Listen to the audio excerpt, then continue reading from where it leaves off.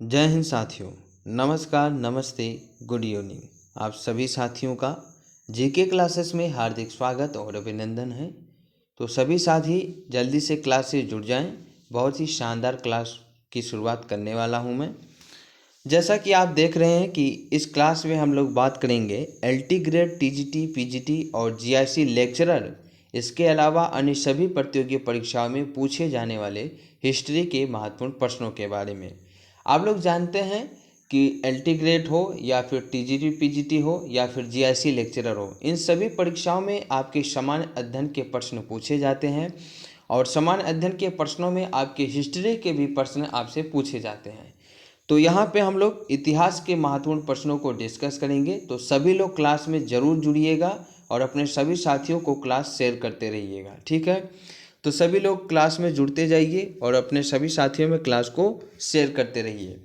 जो साथी चैनल पे नए जुड़ते हैं वो सबसे पहले चैनल को सब्सक्राइब करेंगे, साथ ही बेल आइकन को प्रेस करेंगे ताकि न्यू और लेटेस्ट अपडेट आपको समय के अनुसार मिलता रहे।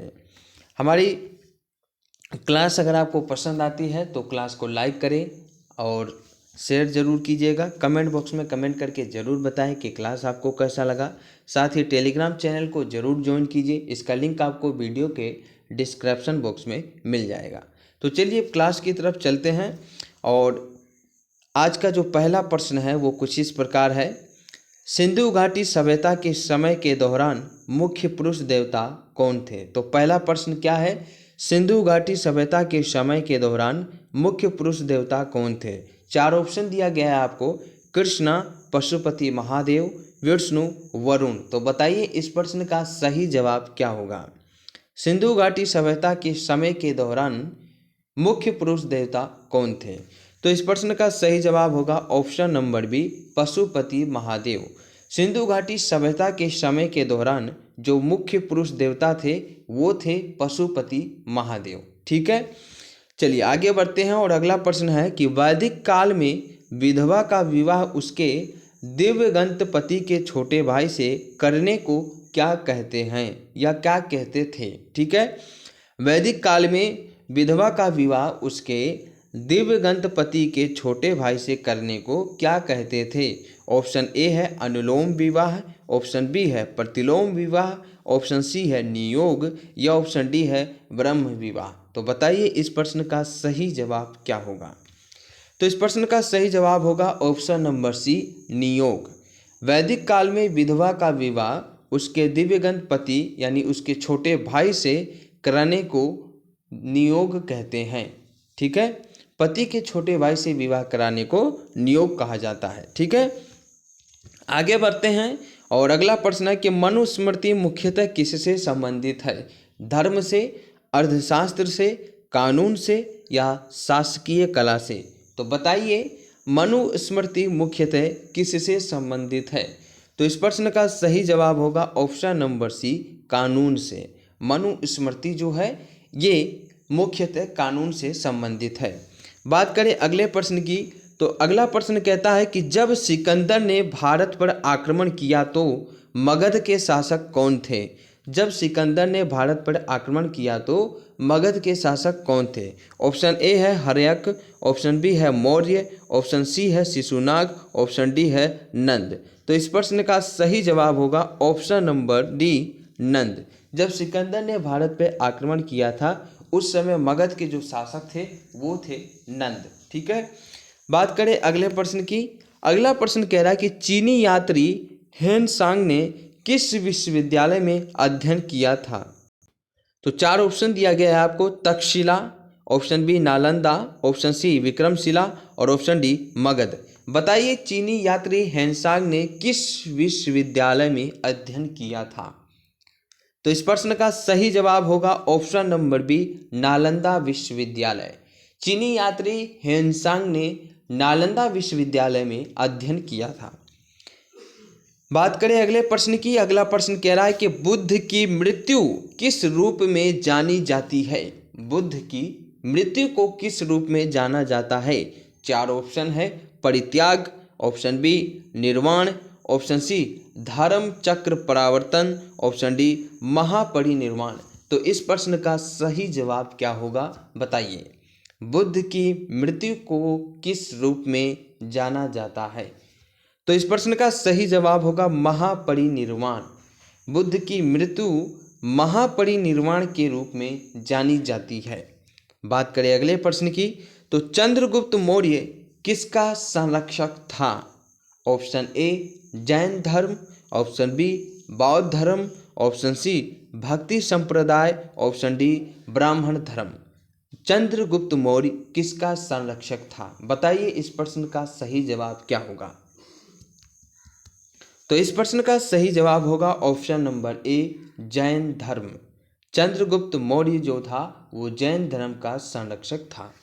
बढ़ते हैं अगले प्रश्न की तरफ। अगला प्रश्न है कि पानीपत के दूसरे युद्ध में क्या हुआ था? ऑप्शन ए है हेमू बैरम खां से पराजित हुआ था, ऑप्शन बी राणा प्रताप अकबर से पराजित हुआ था, ऑप्शन सी है बाज बहादुर अकबर से पराजित हुआ था, या फिर ऑप्शन डी है जयमल बैरम खां से पराजित हुआ था। तो इस प्रश्न का सही जवाब क्या होगा बताइए? पानीपत के दूसरे युद्ध में क्या हुआ था? तो इस प्रश्न का सही जवाब होगा option number A Hemu Bairam Khan से पराजित हुआ था पानीपत के दूसरे युद्ध में।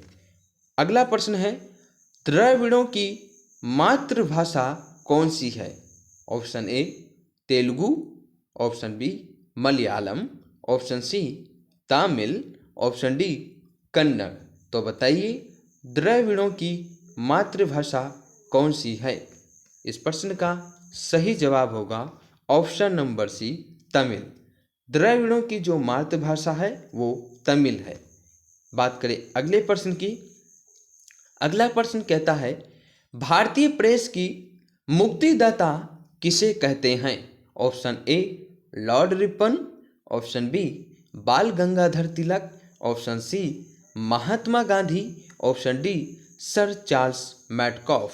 तो बताइए भारतीय प्रेस की मुक्तिदाता किसे कहते हैं? इस प्रश्न का सही जवाब होगा option number D sir Charles Metcalfe. इन्हें भारतीय प्रेस की मुक्तिदाता कहा जाता है। बात करें अगले प्रश्न की।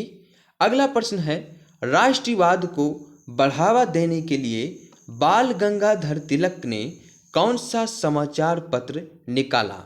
Option A Yugantar, option B क्रांति, ऑप्शन सी देशभक्ति, ऑप्शन डी केसरी। तो बताइए राष्ट्रवाद को बढ़ावा देने के लिए बाल गंगाधर तिलक ने कौन सा समाचार पत्र निकाला? इस प्रश्न का सही जवाब होगा ऑप्शन नंबर डी केसरी।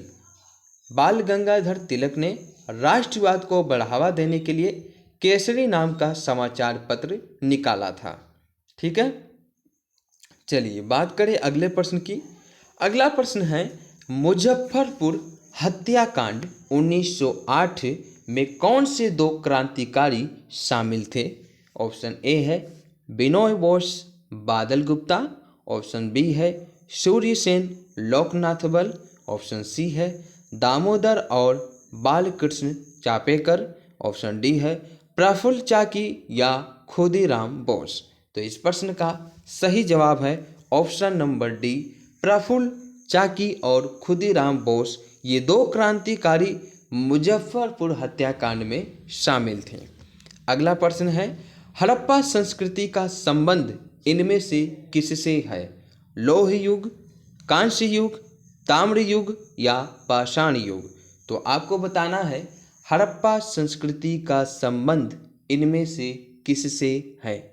तो इस प्रश्न का सही जवाब है ऑप्शन नंबर बी कांस्य युग से। हड़प्पा संस्कृति का संबंध कांस्य युग से है।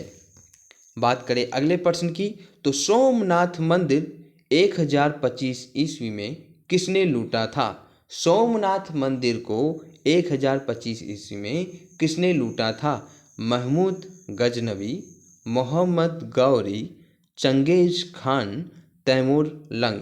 तो बताइए सोमनाथ मंदिर को इनमें से किसने लूटा था? इस प्रश्न का सही जवाब है महमूद गजनवी। महमूद गजनवी ने 1025 ईस्वी में सोमनाथ मंदिर को लूटा था।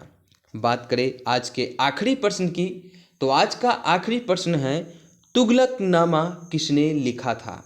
ऑप्शन ए है आमिर खुसरो, ऑप्शन बी है मलिक मोहम्मद जायसी, ऑप्शन सी है अबुल फजल, ऑप्शन डी उपरोक्त में से कोई नहीं। तो आपको बताना है तुगलकनामा किसने लिखा था। तो साथियों, इस प्रश्न का सही जवाब होगा ऑप्शन नंबर ए, अमीर खुसरो। अमीर खुसरो ने तुगलकनामा लिखा था। तो साथियों, आज की इस क्लास में हमने महत्वपूर्ण 15 प्रश्नों को डिस्कस किया। इसी तरह हम लोग डेली के क्लास में 15 प्रश्नों को डिस्कस करेंगे, जो आपकी एलटी ग्रेड, टीजीटी, पीजीटी और जीआईसी लेक्चरर तथा इसके अलावा अन्य सभी प्रतियोगी परीक्षाओं के लिए काफ़ी महत्वपूर्ण है। तो आपका कर्तव्य है कि आप डेली क्लास को अटेंड करेंगे और रोज़ इन प्रश्नों का अभ्यास करेंगे। ठीक है, तो साथियों, आज की इस क्लास में बस इतना ही। मिलते हैं अगली क्लास में। तब तक के लिए आपका बहुत बहुत धन्यवाद। Thank you very much. जय हिंद, जय भारत।